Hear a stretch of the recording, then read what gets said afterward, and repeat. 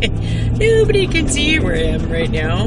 This is after one of the longest work days I've had in eons. I'm in Niagara-on-the-Lake, Ontario. What am I commenting on? Well, I thought it would be daylight. I thought I'd be finished by now. But anyways, it's evening, and I am going through part of Niagara-on-the-Lake, which is where all the wineries are. Biggest winery area in Canada. And I was just talking with and I'm in healthcare. I was just talking with somebody I was with that in the last year, this area has really grown. Niagara-on-the-Lake, there's a village that's been there more than a couple hundred years, and whole area right from the border, the Niagara River, right up to the next big city or town or whatever, St. Catharines, was all vineyards. 20 years ago, this was mostly vineyards, and they weren't taken over by large multinational corporations. But what's happened is, after NAFTA was signed, way back in the day, I wrote a paper, not pro-NAFTA. About 20 years ago, I read a university paper, not pro-NAFTA, and this was really interesting. I noticed that, I wish I remember the textbook, what it was. It was one of the geography textbooks. I think it was an economic geography textbook, I'm trying to remember. But anyways, where they were talking about different areas and also Canada.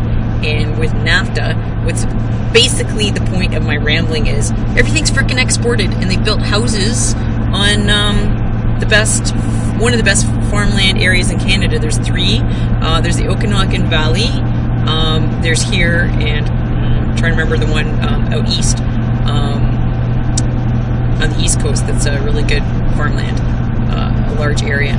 But what's happened is, like everybody, become dependent on warmer areas, and everything's left. So, and what is here, even the little farms, this has happened in the last 20, 25 years, have been taken over by multinational corporations. There's actually about a kilometer away from where I am now, there's something that looks like a big, huge chateau from France.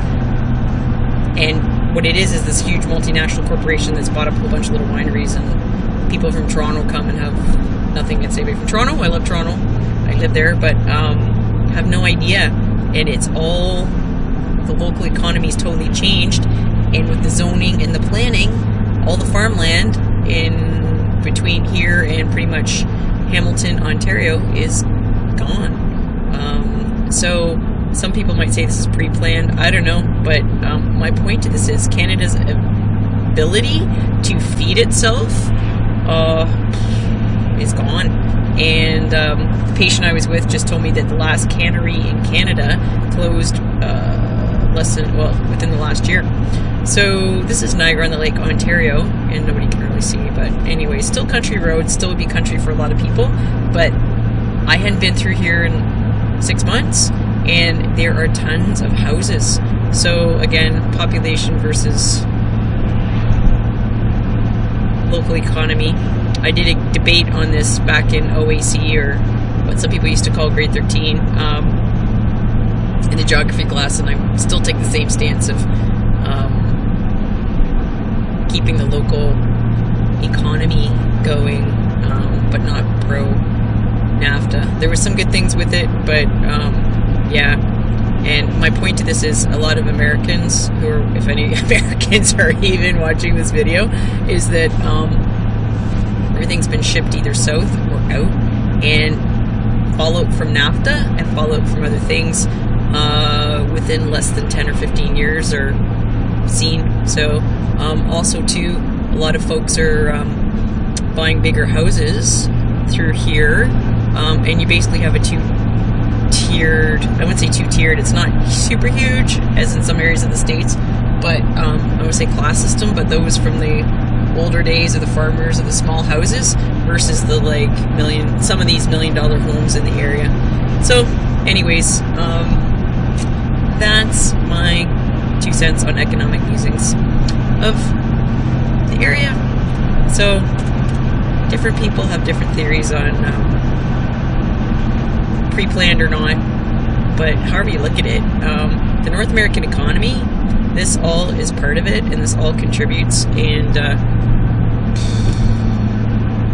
when the weather goes off, yeah, people just don't see the big picture. When the weather goes off, the areas you're dependent on for your food, you're kind of screwed. And the weather's been a little funky this year too. I don't know. Anyways, that's just my musings. But it's interesting for stuff that like I wrote about in some papers like 20 years ago. It's here. It's kind of weird. Okay, bye.